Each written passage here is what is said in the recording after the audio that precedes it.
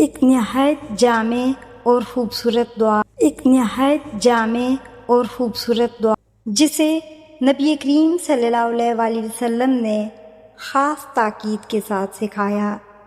حدیث میں آتا ہے نبی کریم صلی اللہ علیہ وآلہ وسلم نے حضرت معاذ رضی اللہ تعالیٰ عنہ کا ہاتھ پکڑ کر فرمایا، اے معاذ، اللہ کی قسم میں تم سے محبت کرتا ہوں، پس ہر نماز کے بعد یہ دعا مت چھوڑنا۔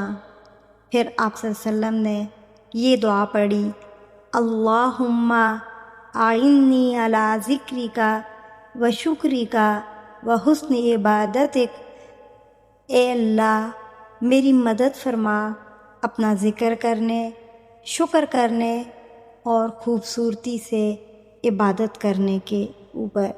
سنن نسائی اور ابو داؤد میں یہ دعا آئی ہے۔ حضرت معاذ نے یہ نصیحت آگے اپنے شاگردوں تک پہنچائی۔ یہ اس دعا کی اہمیت کی دلیل ہے۔ اس دعا کو گہرائی سے سمجھیں۔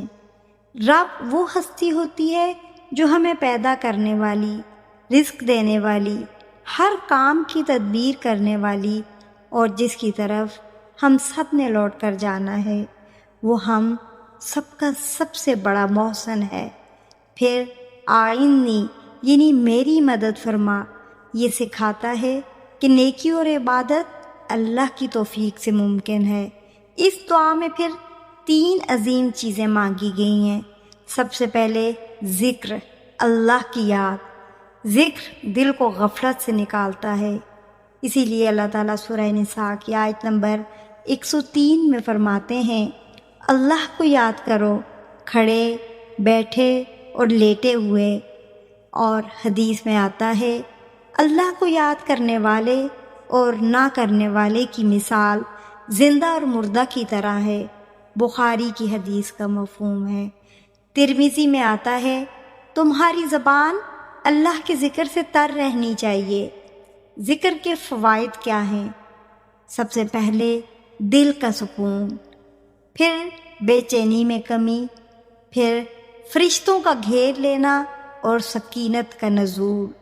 پھر دوسری جو اس دعا میں چیز سکھائی گئی وہ شکر یعنی احسان مندی۔ شکر دل، زبان اور اعضاء تینوں سے ہوتا ہے۔ نعمت کا اعتراف اور اس کا پھر درست استعمال۔